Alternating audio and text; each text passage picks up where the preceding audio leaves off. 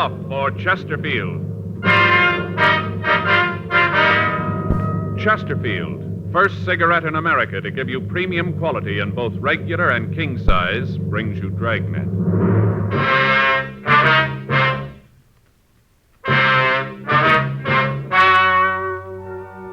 Ladies and gentlemen, the story you are about to hear is true. The names have been changed to protect the innocent.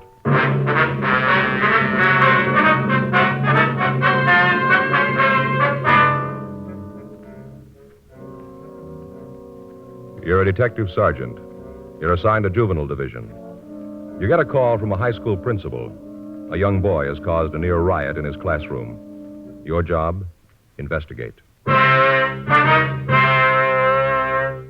Here's what the nation's press has had to say about king-size Chesterfields. U.S. Tobacco Journal says Boston dealers and jobbers reported this new companion of the regular size is sweeping the market in sales, and stocks cannot be replaced fast enough. The Wall Street Journal said a wholesaler says the problem isn't selling them.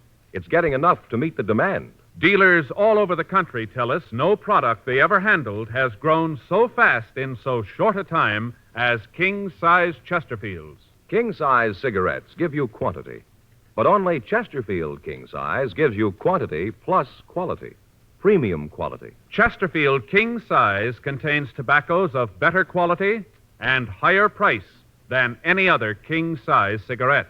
Of course, it's the same fine tobacco as in regular Chesterfield. In fact, the only difference between Chesterfield king-size and Chesterfield regular is that the king-size is larger, contains more of these same tobaccos, enough to give you a 21% longer smoke, yet costs very little more. So remember, Chesterfield is the first to give you premium quality in both regular and king size. Buy 'em either way you like 'em. Chesterfield gives you the best possible smoke. Much milder Chesterfield.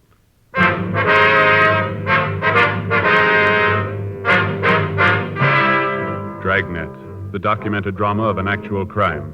For the next 30 minutes, in cooperation with the Los Angeles Police Department, you will travel step by step on the side of the law through an actual case transcribed from official police files.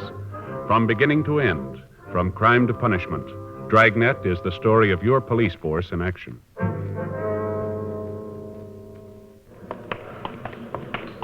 It was Wednesday, October 3rd. It was warm in Los Angeles. We were working the day watch out of Juvenile Division. My partner's Frank Smith. The boss is Captain Stein. My name's Friday. It was 1:47 p.m. when we got to Adams High School. Chemistry class. You the police? Yes, sir. It's my partner, Frank Smith. My name's Friday. I'm John Lane. This is my class. What little there is left of it. Have you seen Mr. Barlow? Yes, sir. We talked to him when we came in. I think he's in the clinic now. He said you could give us a story. Is that right? It was the Lambert boy. He came into class about 5 minutes late. I was just starting the lecture on analysis. I told Douglas to take his seat. He said something I couldn't hear, but he went back to his place, and I went on with the lecture. Mm-hmm. I guess it was about 10 minutes later that the commotion started. The first thing I knew about it, Larry McLean started to yell at Lambert, said something about keeping his mouth closed. Mm-hmm. Then Lambert said something about McLean minding his own business. I started off the platform to quiet things down. By the time I got to Douglas, he'd hit McLean. Well, after that, it's all a little confused. Flying apparatus, chemicals being thrown all over the place, glass breaking. The whole class seemed to explode. Well, were the other members of the class fighting, or was it just the two boys? It seemed like the whole class was fighting. At the time, it seemed like the whole school was in the room, all throwing things. Mm-hmm. And finally, I got the Lambert boy aside, and then the fight seemed to stop. In the meantime, he'd thrown a bottle of sulfuric acid at McLean, burned his face and his chest. The ambulance took him to Georgia Street Receiving Hospital, and a nurse here gave him first aid. Well, do you have any idea what started the argument here? No, I'm not sure. As I got it later, it seems that Douglas made some remark about a young girl working next to him. I didn't hear it, but I gathered that it was a pretty filthy statement. McLean heard it, and that's when he told Douglas to keep his mouth closed. Mm-hmm. Lambert is known as a sort of troublemaker then, is he? Yes, and it's so hard to understand. Sir? Well, up until just lately, I'd say the last 2 months or so, he was a model student. He had a straight A average. I wonder if we could see the boy. I guess so. There isn't anything much I can do here. Terrible. It'll be a couple of weeks before I can hold a class in here again. It's terrible. Yes, sir. The clinic's down here. Have you any idea what might have caused this change in the Lambert boy? Well, I have my own suspicions, but he's only 15. It's hard to believe. What's that, sir? When he came into class today, I think he was drunk. Oh, why do you say that? I noticed that when he came into the room, he wasn't very steady on his feet. It'd have to be something like that to make him do this. Then, too, when I grabbed him when they were fighting, I thought I smelled liquor on his... Oh, we go in here. Fine. Here's the boy. Douglas, Yes, sir. these men would like to talk to you. Yes, sir. They're from the police. Mr. Friday, and this is Mr. Smith. Hello? How are you? Sit down, son. Yes, sir. How's Larry? I don't know. They took him to the hospital. If you don't mind, Mr. Friday, I'll check with the nurse, see how badly Larry was hurt. Yes, sir. Go right ahead. Now, son, you want to tell us what this is all about?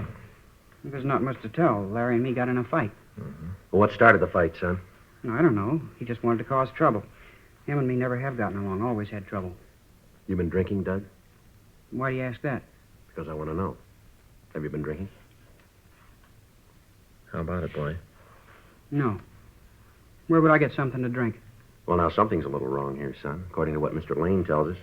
Looks like you might have been drunk when the fight started. He tells us that you said something to a young girl in the class. That's what started the whole thing. You know he's lying? Is he? Sure. He's on Larry's side. The two of them are real thick. That's not what he told us, Doug. From what he said, he's pretty fond of you. Said he couldn't figure out what happened to you lately. Well, he's okay, but why does he say I was loaded? That's a stupid thing to say. Yeah, especially if you weren't. I'll tell you what, Doug. Hmm? Let's get a traffic investigation car over here and take a toxometer test, huh, just to be sure. Why? What'll that prove? I'll straighten it out once and for all, whether you're drunk or not. How about it, boy? Shall I call the car? Doug? No, you don't have to do that. I had a couple of drinks. Nothing serious, though. Just a couple of drinks. Nothing wrong with that, is there? Where'd you get the liquor, son? I don't remember. No, this won't work, boy. We'll find out. You know that. Well, I don't see what difference it's going to make where I got it. I've been drinking a couple of years. I know how to handle it. I know what I'm doing. Mr. Friday? Yes, sir? See you a minute. Well, sure. What's going on? Something wrong with Larry? I don't know, son. I thought he was okay when they took him to the hospital. The nurse said she took care of it. They said he was going to be okay. All right, boy. Let's go. Where are you taking me? We want to talk to you downtown. Something has gone wrong, hasn't it? Something's wrong with Larry. He's dead. No, son. Larry's all right. He's burned, but he's going to be all right. You're lying. I know. You want to take me to jail. No, that's not true, son. We just want to find out where you got the liquor. Yeah. Well, I haven't done anything. A couple of drinks, that's all. What's the harm in that? Come on, son. You've got a lot to explain. Okay, take me in. Put me in jail. I don't care what happens. Yeah, you've already proved that. 2:26 p.m. Frank and I talked to Charles Barlow, the vice principal of the school. He told us the same story that we'd gotten from John Lane. He said that until a few months before, Douglas Lambert had been a model student. He was above average in his classwork and took part in all school activities. Suddenly, and without apparent reason, he had become the #1 troublemaker in his class. His attendance record became one of the worst, and his attitude toward his teachers was arrogant and discourteous. The principal told us the same attitude was being displayed by other students in the school. We notified Mrs. Lambert that we were taking him to Georgia Street Juvenile for questioning. We filled in Captain Stein on the developments, and then Frank and I questioned the Lambert boy. He was sullen and uncooperative. I don't know what you want with me. A little fight, that's all it was. Why are you guys trying to make something big out of it? You've already done that, Doug. Maybe you don't know what you've really done. Maybe we ought to fill you in on a few things. That might not be such a bad idea. Tell me how I'm a criminal. Tell me I was a bad boy. Go ahead, tell Now, me. don't get smart, son. What do you want me to do? Sit here and listen to you guys yak at me? You expect me just to sit here and let you guys tie a rap on me that I haven't got coming? You got one thing on me. I had a couple of drinks, that's all. A couple of drinks. No harm in that. I don't feel so good. Why don't you guys leave me alone? I got a headache. Larry McLean's got more than a headache. So the kid shouldn't have started anything he couldn't finish. He wanted to be a big man in front of the class. He was. Now he's hurt and he's trying to blame me. It won't work, cop, and you know it. That's enough of that. I'm a minor. You can't touch me. That's the trouble with you, kid. You think because you're under 18, the laws don't mean you. You can't touch me and you know it. Don't worry, Doug. Nobody's going to touch you, but let me tell you a couple of things. You sit here and figure you're a big man, a real tough kid. You don't have to tell me. Well, I'm going to tell you. I'm getting sick and tired of having kids like you waltz around the streets, your minds and hands filthy, bragging about what big men you are. You do what you want. You don't care about what it means to the people around you. How you hurt them doesn't matter. Everything's fine until you do something wrong and we nail you. Right away, you start screaming minor, that you're a juvenile, just a kid acting normal. You steal a car for a joyride. An officer starts after you. You don't care who gets in front of the car as long as you get away. You don't let anybody stand in your way. Men, women, kids, they're all the same to you. Run them down. Show them that you're just a healthy kid out for some fun. After all, you're just a kid. The laws weren't meant for you. You're different. Well, there's another kid lying in a hospital right now. He's got real trouble. He got in your way. He didn't feel that you had any special rights. Be a big man, Doug. You go tell him that you knew what you were doing when you threw that acid at him. You tell him that you were just having a little carefree fun. Tell him that you know how to handle liquor. Tell him that he's going to spend a long time with a plastic surgeon because you're just a kid. You tell him that his face is going to be like that because you're just a normal, healthy, growing boy. I hope you're real proud of yourself. I hope you feel good. You've burned it right into your brain. There isn't any place you can go to get away from it. All right, boy, let's go. Wait a minute, Mr. Friday. Yeah. I'm sorry. I'm sorry I acted like that. All right, you want to try to make things right with Larry? You want to help us out on this thing? Yeah, I guess so. Where do I start? Where'd you get the liquor? A place near school. Kids call it Sam's Club. What's the address? I don't know. I'll show you the place. You say it's a club? Well, sort of. You have to know the ropes before you can get in the place. What do you mean, the ropes? Well, they only let kids in. You ring the bell to the house, and then when they answer, you stand there with a $5 bill in your hand. Mm-hmm. That way they know you're okay. Who is this Sam? I don't know his last name. The kids just call him Sam. He run this place all by himself? No, there's his wife, Inez. She's usually around. Just these two around the place, then, huh? Yeah, that's all I know about. It always seemed to me that Inez was really the brain. She was always telling Sam what to do. How'd you find out about this place, Doug? One of the kids at school told me about it. He took me there one night. Then after he introduced me to Sam and Inez, I started to go there by myself. What's it like inside? They have a bar or anything like that? Oh, yeah, you walk into the living room, and there's a big bar along the right wall. All chrome and leopard skin. Real nice. There's a few tables around and a record player. Yeah. They sell anything else in this place besides liquor? I don't think I know what you mean. You know what we mean, Doug. Yeah, I guess I do. Well, how about it? Well, yeah, you can buy tea if you want it. This $5 routine, what happens to it? Well, drinks are 6 bits apiece. Sticks are $1.50. If you want to give them the 5 as you come in, you can have as much as you want. Otherwise, you pay for each thing as you get it. You ever smoke marijuana? Well, almost all the kids there do. How about you? If you don't, the other kids call you a coward. Well, you still haven't answered the question. Yeah, I've smoked it a couple of times. Can you give us the names of the other youngsters who go to this place? Well, wait a minute. I'll help all I can, but I'm not going to be a squealer. I don't think it's squealing, Doug. Yeah, well, you don't have to give the names. Why not look at it this way, boy? You got trouble because of this Sam and Inez. Now, the same thing could happen to one of the other kids that go to this place. You want that to happen? No, Well, but... the best way to see that it doesn't is to tell us all you know about the place. Isn't that right? I guess so. I'll give you the names. Do they allow girls in this place, too? Yeah, as long as you know the $5 bill gimmick, anybody can get in. They allow adults? No, if they figure you're over 18, they won't let you in. Especially at the Saturday night parties. What kind are those? Every Saturday night, Sam and Inez throw a party. For $5, you get all you want to drink and smoke. Sam told me once it's a good business. Makes for better customer relations. You ever see any other narcotics on the premises? I've never actually seen any myself. I've heard that if Sam or Inez know you real well, you can get a pop of heroin. But like I said, I've never seen it myself. Most of the kids that I know, the ones from school, just go there for drinks. Anything else you think we ought to know? No, nothing that I can think of. How about these two? Either of them drive a car? Yeah, Sam has a little Nash Rambler, dark green. Once in a while, when we stay over at lunchtime or when we're late getting home, he drives us home or back to school. All right, Doug. Your mother ought to be here by now. If we need your help in getting Sam and Inez, we can count on it, huh? Yeah, I'll help all I can. Okay, son. Let's go. Say, Sergeant, Yeah? I'm sure sorry about the way I acted. Really made a fool of myself. I hope you'll forgive me. That's all right. But you'd think there'd be an easier way, wouldn't you? What's that, son? To grow up.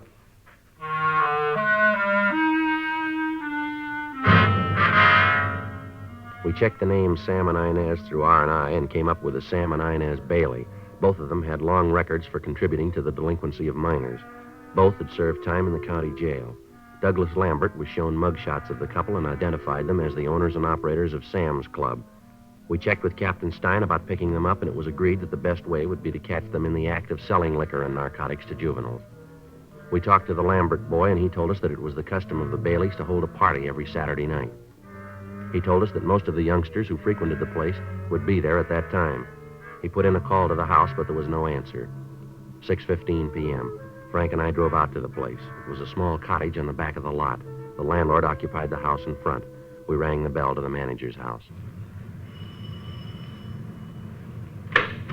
Yeah? Mr. Halsey? Yeah? Police officer, sir. My name's Friday. This is my partner, Frank Smith. How do you do? I'm Mr. Halsey. Want to come in? Well, it might be better, sir. We'd like to talk to you about the Baileys. Worst tenants I ever had. I knew they'd end up with the police. Why do you say that, sir? Well, I just do, that's all. They got a lease on the house, and if I could figure a way to get them out, I sure would. They're always causing trouble. All those kids. Yes, sir. Do you have any idea where they are now? Why, you going to arrest them? I hope so. Maybe I can break the lease that way. You know where they might be now, sir? No, I don't know. I shoved off this afternoon. They didn't say where they was going. They just left. I wonder if you could let us see their house, sir. Why? Well, we'd like to look it over. It's all right. Well, I don't know. What do you want them for? We think they're selling liquor to minors. Yes, they do a thing like that. The noise they made, the neighbors on both sides have been screaming. Can you let us into their house? You just bet I can. Wait, I'll get the key. Here's someplace. But, put in one of those little key rings. You know the kind with the rabbit's foot? Yes, sir. Sorry to keep your officers waiting. I know I'm always the way. If you want something, you can always lay your hand right on it. And then when you're looking for it... Oh, here it is. See, that rabbit foot. Yes, sir. Well, you can go out the back door, this way. All right, fine. Well, what are you looking for? What do you figure you'll find back there? We're not sure, sir. Frank, Yeah, Joe? you want to stay out here and let us know if they come back? Yeah, I'll wait in front of the house. All right.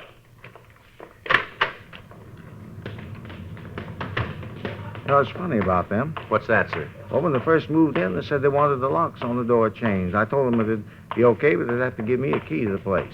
They had quite a ruckus about it, but I stood my ground. They wasn't going to buffalo me, no, sir. Here, I'll get the lock. All right. Okay. Gee, smells like they haven't had a window open in a year, Sergeant. Yes, sir. Look what they've done to this room. They built a bar and everything. You sure were right about them. I think I can break the lease on this. I'm pretty sure. It says in the contract that they can't do any building without my permission, and I certainly didn't give them any okay on this. Yes, sir. This is the dining room? Yeah, that's it. Just pull those doors back. What's that smell, Sergeant? I'm not sure, but I think it might be narcotics. Drugs. I knew it. I knew it all along. Oh, just wait till they get back. I'm really going to tell them. I really am. Rather you didn't do that, sir. What? Rather you didn't let them know that we were in here, that you know anything about this. Well, why? You're going to arrest them, aren't you? You're not going to let them get away with this. No, sir, but we understand they've got a party planned here tomorrow night. If we wait until then, we can make a charge stick. Oh, you mean they're going to have a drunken brawl? The kids here smoking marijuana, taking heroin, and stuff like that? Well, we're not going to let them go that far, sir. We're going to need your cooperation here, Mr. Halsey. Well, what do you want me to do? Well, sir, we want to install listening equipment in here. We'd like to use your house. You mean you're going to bug the place? Well, yes, sir. We'd like to put in microphones. Well, will it hurt the property? I mean, would you have to put nails in the walls, stuff like that? No, sir, I don't think so. Oh, well, then you can do it. Yes, sir, I want to help, Sergeant. That's the trouble with people nowadays. They don't want to help. You just go right ahead and put your microphones in, just as long as you don't have to nail anything in the walls. All right, sir. If we could go back to your house, I'd like to use the phone if it's all right. You bet. Closing that so they won't know anybody's been here, huh? Yes, sir. Uh-huh. Don't guess if I leave any fingerprints on the door, it'll hurt. No, sir, I don't think it will. No. Can't be too careful, though. But then I guess you know all about things like that. Yes, sir. I'll go around front and get my partner. Yeah, sure thing. You fellas all work in teams like this? Yes, sir, most of the time. Well, I never knew that before. Do you have any idea at all where the Baileys might have gone? They give you any indication at all, sir? No, I saw them leave this afternoon, just got in the car and left. Did they take any luggage with them, suitcases, would you know? Not that I could see, no. Ah, you find anything? Yeah, the bar's in the living room. Oh, then what the Lambert kid said was true, huh? Yeah, it looks that way. Tell them about the dope in the dining room, how you open the door and smell the fumes. Marijuana? Yeah, it smelled like that. Find any? No, I didn't go over the place too good, and I thought if we were going to wire the place, we'd better get on it. Yeah. If we could just use your phone, sir? Oh, yeah, you bet. Come on in.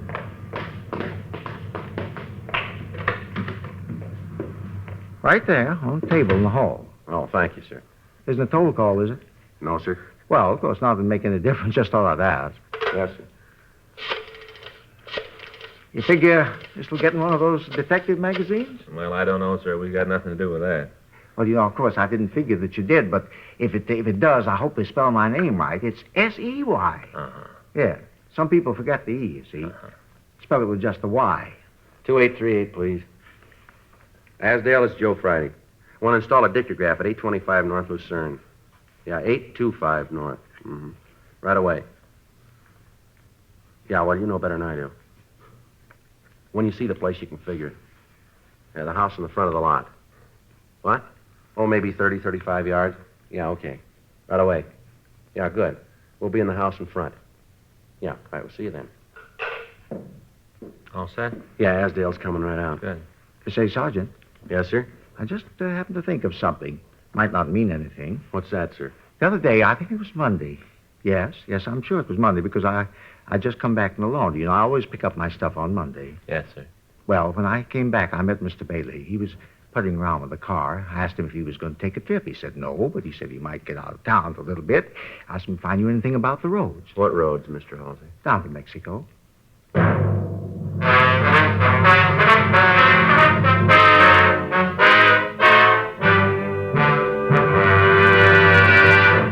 You are listening to Dragnet, the authentic story of your police force in action.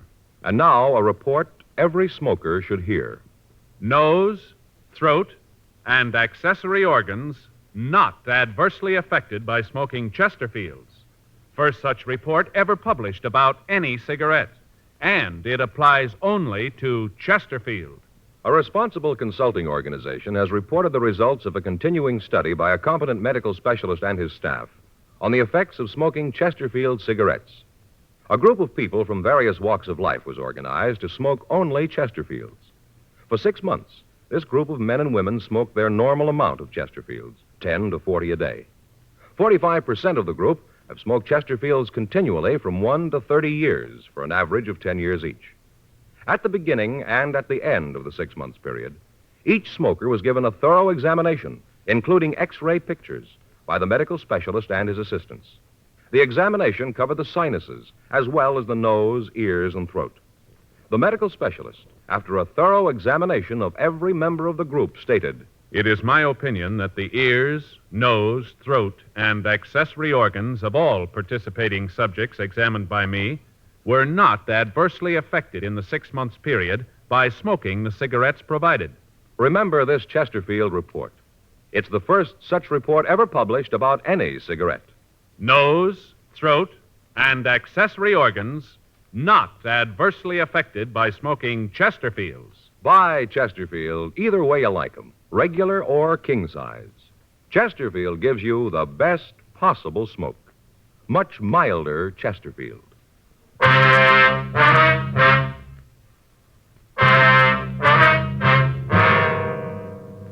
The men from the crime lab arrived and installed the listening equipment. A stakeout was placed on the house, but the Baileys failed to return that night. At 8:46 a.m. Saturday morning, the men covering the house called to say that the Baileys had just driven in. Frank and I got in touch with Douglas Lambert and his parents. With their permission, we laid out the plan for that night. It was agreed that the boy would arrive at the house at about 8:30 p.m. When the other youngsters had been served drinks, he would give us a signal by starting in to cough. When we came into the house, he would try to secure as many of the drinks as possible for evidence. We told him that there would be officers all around the house and that at no time was he to place himself in jeopardy with Sam, Inez, or any of the other youngsters. 7:30 p.m. Frank and I took up our positions in the back bedroom of the owner's house, turned on the dictograph, and waited. The Baileys were discussing the party. Sam was talking about how he watered the whiskey. At 8:27 p.m., 4 youngsters arrived. They rang the doorbell, and when Sam opened the door, they displayed the required bill. He nodded and ushered them into the living room. They did a good job in there, didn't they? Yeah, they did. Really hear it. Mm-hmm. Lambert boy should be here pretty quick. Yeah. Doesn't sound like they're starting anything in there yet, does it? No. How long do you figure we wait before we go in? As soon as he starts to cough. You check with the other men? Yeah, Turner and Brown are covering the back of the place. Lindsay and Carter and a couple of policewomen are parked down the street. You can see the car down there. Yeah. Wait a minute. Huh? Looks like the Lambert kid now coming up the walk. Yeah, it is. Sure hope everything goes all All right. right, let's turn it up a little more, huh? Is that better? Yeah. I'll get it, honey. Change that record, will you? I heard it 4 times. Yeah. Oh, hi, Doug. Come on in. Thanks, huh? Wasn't sure you'd be here tonight. What made you figure that? You know I wouldn't miss one of these. I just figured you might have gotten a little trouble the other day. No, it's all right now. Yeah, well, take it easy tonight, huh? Sure, Sam. Who is it, honey? Doug Lambert. Hi, Doug. You have any trouble with that McLean kid? No, I was telling Sam the cops talked to me for a while. They didn't have anything on me, so they had to let me go.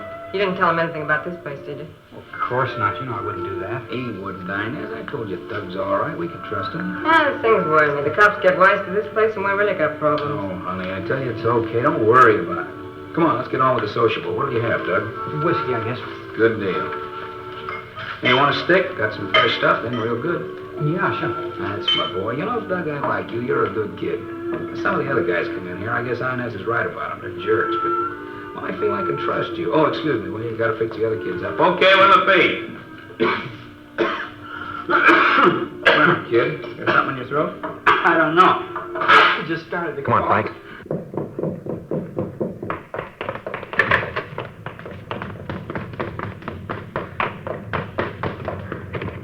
door's locked. Let's hit it. What's going on? Who are you guys? Police officers, you're under arrest. What for? What are you trying to pull? Hold it, everybody, right where you are. Did you hear it all, Sergeant? Yeah, Doug, we did. Hear what? You in on this, Doug? I told you not to trust any of them. I told you, but you wouldn't listen. You want to kill the phonograph, Frank? I got Where do you it. get the marijuana, Doug? Out of that drawer, there in back of the bar. There's nothing there. Right here, Doug? It was way in the back. Shut up, you. Al. What about these, Sam? I don't know what you're talking about. I never saw those before. All right, mister, let's go. I'll get Turner and Brown. They can take care of the kids. Right. You and your ideas. I told you we shouldn't have come back. I told you. Oh, knock it off. Shut your mouth, will you? I told you last night we should have kept driving, but oh no, you figure we got a sweet racket here. You don't want to change it. It's good, you said. Yeah? How does it look now? Look, I'm telling you, take it easy. All right, let's go, huh? It's the way it is, Sergeant. Try to make a living for a woman, make things nice. The first time something goes wrong, she starts to squawk. Never failed. You're riding high, everything's fine. Him and his living, always trying to build something up, always trying to figure out a way to beat the game. One big deal, one big thing to set him up for good. Yeah, well, I think he made it this time. Let's go. The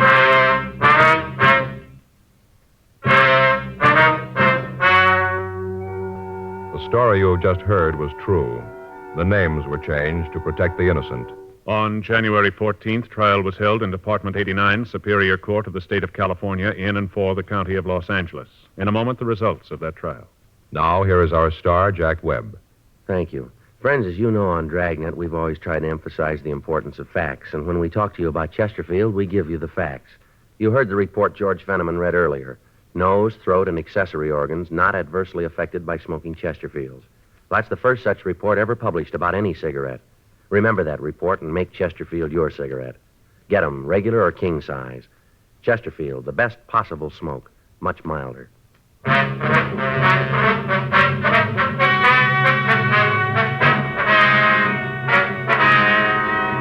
Samuel G. Bailey and Inez R. Bailey were filed on under the Health and Safety Code, Section 11,500, possession and sale of narcotics, and found guilty on one count. They were found guilty on 2 counts of contributing to the delinquency of a minor. Violation of Section 11,500 of the Health and Safety Code is punishable by imprisonment in the state penitentiary for a period of not more than 5 years or imprisonment in the county jail. Contributing to the delinquency of a minor is punishable by imprisonment in the county jail for a period of not more than 1 year. The boy, Douglas Lambert, was made a ward of the juvenile court. Ladies and gentlemen, where the community chest is at work, Red Feather Services, like youth programs and clinics, hospitals, and the USO, give direct help to 2 families out of 5 every year. And indirectly, everybody benefits. Because community chest services make America's cities and towns healthier, happier places to live. So give generously to your community chest. Pledge enough for all the community campaigns that are united under the Red Feather banner.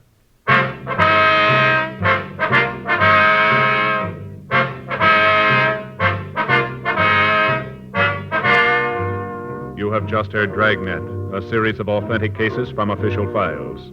Technical advice comes from the Office of Chief of Police W.H. Parker, Los Angeles Police Department. Technical advisors Captain Jack Donahoe, Sergeant Marty Wynn, Sergeant Vance Brasher. Heard tonight were Ben Alexander, Sam Edwards, Vic Rodman. Script by John Robinson. Music by Walter Schumann. Hal Gibney speaking. Tomorrow, sound off for Chesterfields. Either way you like 'em, regular or king size, Chesterfield gives you the best possible smoke. Much milder Chesterfield. Chesterfield has brought you Dragnet, transcribed from Los Angeles.